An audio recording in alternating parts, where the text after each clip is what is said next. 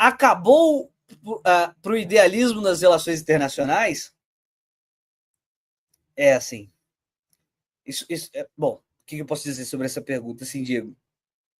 É porque o idealismo é uma corrente bastante abrangente, com bastante detalhes, etc. E não é como se ele não pode. Quer dizer, como é que eu posso dizer isso? O idealismo em relações internacionais ele é um paradigma, né? Então, você enxerga as coisas acontecendo e opera sobre esse paradigma para falar sobre o idealismo.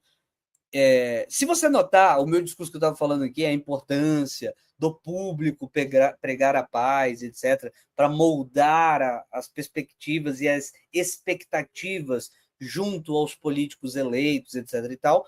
Em certa medida, eu estou apostando no idealismo em relações internacionais.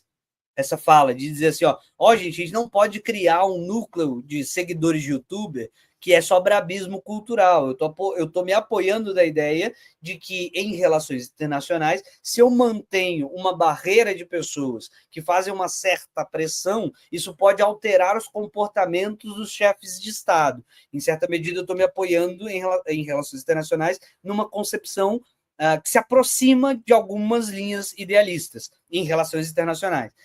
Quero dizer o que com isso? É que eu poderia explicar o que eu estava dizendo, ou esse problema todo, a situação onde a gente está, com o idealismo e com o realismo, que elas são espécies de lentes.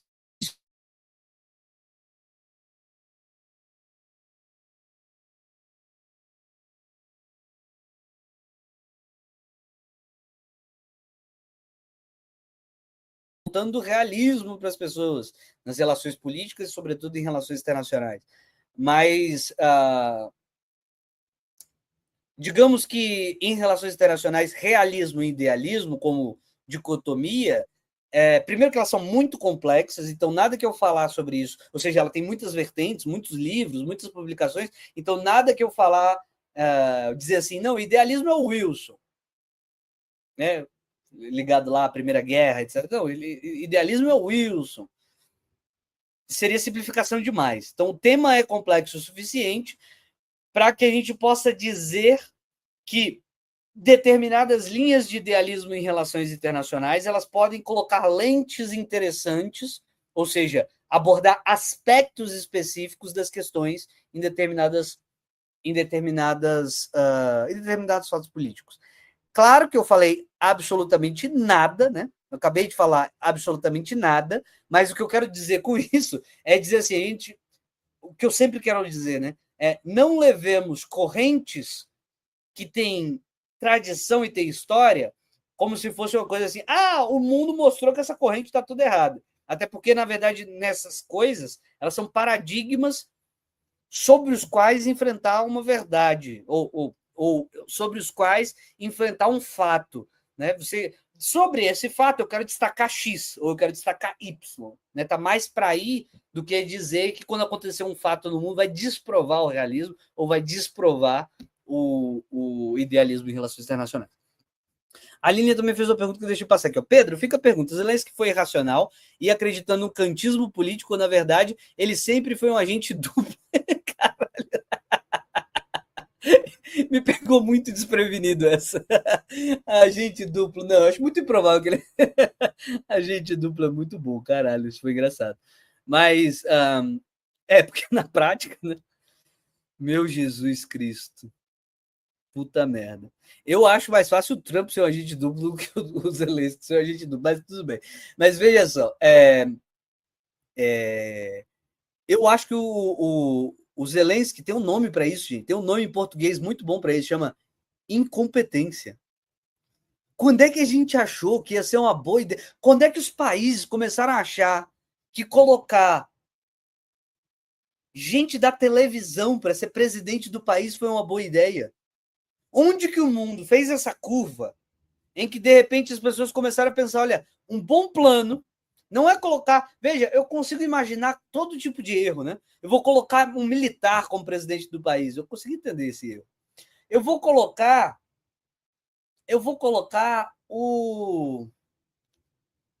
Eu vou colocar o empresário mais rico do país como presidente. Eu consigo entender esse erro. Mas por que os caras começaram a colocar apresentador de televisão, cara? Por que os caras começaram a colocar comediante? Não, gente. Por que os caras começaram a colocar os justos na presidência da República? Puta merda, gente. Então, assim, a resposta é evidente. Não é que o Zelensky foi irracional, é que ele é incompetente. Ele nunca na vida dele foi treinado para isso. Ele foi jogado no meio de um negócio que ele não sabia. Você acha que o Zelensky entende a história da Ucrânia? Imagina se a gente elege aqui no Brasil o Danilo Gentili. Você acha que o Danilo Gentili entende de diplomacia, da história do Brasil? Onde que foi uma boa ideia colocar um comediante para governar um país, gente? Pelo amor de Deus. Pelo amor de Deus.